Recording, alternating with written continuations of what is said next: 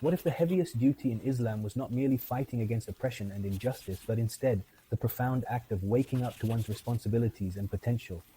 What if the most dangerous moment in the entire history of humanity was one that went unnoticed and unacknowledged by the masses? Why does the monumental project to change the world begin with a man trembling under a simple blanket in a state of fear and uncertainty? I am Muhammad, and this is the podcast Whispers, where we explore such profound questions. O you wrapped in garments, it did not say, O Messenger of Allah, or O Prophet of Allah, but rather it simply addressed the one wrapped, highlighting a moment of vulnerability. Al-Tabari mentions that the Prophet Muhammad, peace be upon him, was covered with his garment after experiencing the overwhelming shock of the first divine revelation. Ibn Kathir narrates a significant account from Abdullah ibn Abbas, may Allah be pleased with him, who refers to the one covered with his garment. However, here is a subtle yet important angle to consider. Allah does not simply address his esteemed position as a prophet, but rather he acknowledges his current state of fear and uncertainty. Sayyid Qutb, in his insightful work In the Shade of the Quran, interprets this divine call as a tender touch, yet at the same time it serves as an announcement that a phase of hiding and retreat has come to an end. It is as if the meaning is conveyed.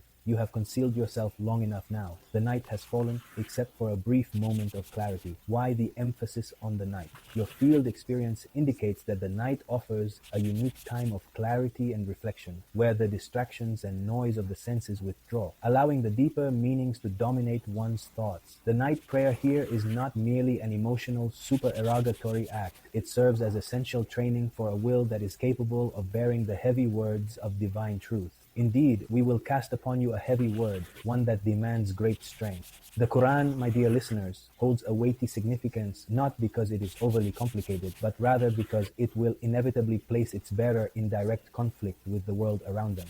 Herein lies the perspective of Dr. Muhammad Al-Nubani, who asserts that Surah Al-Muzzammil is designed to build the capacity to endure the profound message it contains. The core problem lies not in understanding the truth itself, but rather in bearing the consequences that arise from it. The night creates the essential ability to stand firm and alone when everyone else collapses under pressure, and recite the Quran in a measured and deliberate tone as Al-Tabari advises. Take your time to read it slowly and thoughtfully, clearly to ensure understanding. My dear friend, you might wonder, why is this care necessary? At the beginning of the project, Hab al-Nak points out that the act of recitation is not merely about improving one's vocal quality, it's fundamentally about building a gradual, disciplined awareness of its significance and purpose. Al-Nubani offers a deeper perspective, suggesting that recitation has the power to reprogram our emotional responses when harsh realities confront us. Our reactions should not be merely driven by our wounds and past experiences. Instead, they should be informed and guided by the wisdom found within the Quran. Surah Al-Muzzammil does not call for excessive activity, but rather for profound, meaningful engagement with its teachings. And be patient with what they say and leave them with a calm and good departure. Patience in this context is not a passive state of endurance. Sayyid Qutb observes that true patience is a product of inner strength. It signifies a refusal to descend into petty confrontations and meaningless battles. A good departure implies stepping back gracefully without creating unnecessary noise or tension. This represents a critical stage that precedes any public confrontation, a stage dedicated to mastering one's inner nerves and emotions. Indeed, we have sent to you a messenger just as we sent a messenger to Pharaoh. Why is Pharaoh specifically mentioned in the surah regarding the night prayer? Al-Tabari suggests that this serves as a threat to the Quraysh, the tribe of the Prophet. Ibn Kathir interprets it as a warning against dishonesty and falsehood. However, Sayyid Qutb hints at a broader dimension, suggesting that the mention of Pharaoh situates the struggle within its historical context.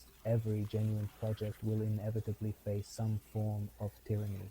Yet tyranny shall ultimately fall, and those who persevered in the night will prevail. Al-Nubani focuses on a particularly precise point. It is as though God is linking the humble beginnings of the Prophet's mission to the grand historical outcomes that will follow. It's as if the message conveyed to the Prophet, peace be upon him, asserts that the efforts you make in the solitude of this night will later resonate powerfully, shaking thrones and altering destinies. It was reported in Sahih Muslim by Aisha, may Allah be pleased with her that the night prayer was initially made obligatory at the beginning of the surah, only to be eased later on. This occurred over a full year dedicated to nightly refinement. Why was this? Hab al-Nak perceives that this year represented a crucial phase of sleepless internal restructuring before the impending public launch. The easing of the requirement was not a cancellation of its importance, but rather a declaration of the community's readiness for what lay ahead. Surah Al-Muzzammil, my dear, was revealed not solely to instruct in prayer, but to instill steadfastness during times of isolation. Every significant project goes through a phase when no one sees you, no one applauds your efforts, and no one understands you during that critical period of development. My dear friend, you either choose to build your character and resilience or risk dissolving into despair.